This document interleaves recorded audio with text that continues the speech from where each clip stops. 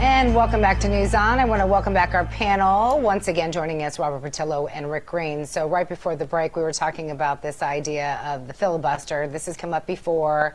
A lot of Democrats, even though kind of against this notion, saying, hey, look, midterms are around the corner. So if we do this, it could come back to haunt us. What are your thoughts on this, Rick?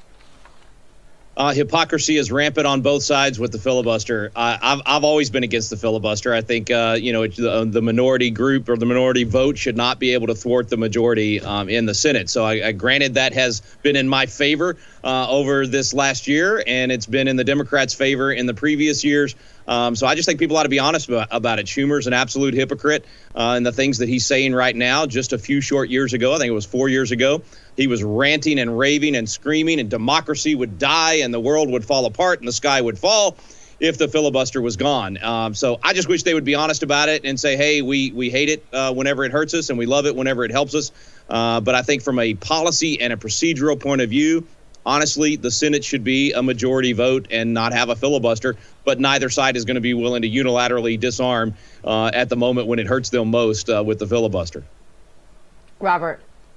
I agree with Rick on this. I think that both parties have simply become a defensive battle. We've turned into World War I in trench warfare. Nobody's making any advancements. No one's retreating. You're simply stagnating the American people. And as Congress stagnates, you invest more power into the executive. That's why we've seen presidents over the last 20 years issue more and more executive orders for things that are normally within the legislative purview, because now the Senate has become completely calcified by the threat of the filibuster. If nothing else, bring back the speaking filibuster. Because right now all you have to do is write a letter saying you're going to filibuster, and that kills a bill. No, you're going to get up there, you stand there, and you keep talking for 10 or 12 or 60 days and see if you can keep it going. How much do you stand by the courage of your convictions when it comes to filibustering these things? I think if you just did that, then we can at least get the gears of Congress working again, because right now it's completely calcified, and we're going to end up investing more power into the executive, which doesn't help anybody.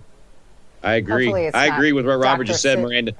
I had this image of Mr. Smith Goes to Washington as he was describing that, and I love that concept in the Senate. I wish they'd go back to that. And I know this is off topic, but I tell you, if you really want to get the Senate moving again and working like a Senate should, repeal the 17th Amendment and get back to where we elect the U.S. senators and the state legislatures so that the states can hold the Senate accountable, and the Senate can be the place that prevents the federal government from getting outside its jurisdiction and overrunning the states. That would change all the negativity and not all the negativity, but it would go a long way to get us moving again.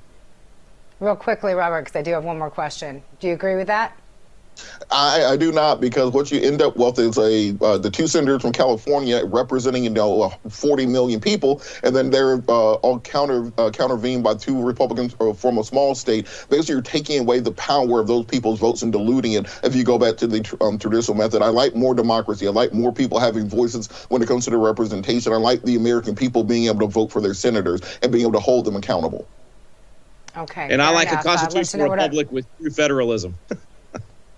See, there you go. We almost had you guys there, but that's okay. Sometimes you have compromise, sometimes not so much. You know, it's the purpose of these panels. So for our viewers that are tuning in and you're saying, well, I have a different opinion, or maybe I agree or I disagree, we'd love to hear your voice. So you can share it by finding me at Real Miranda Khan. Gentlemen, we are tight on time. I was hoping to talk about Nancy Pelosi and what's going to be happening in the midterms, but we are still months away.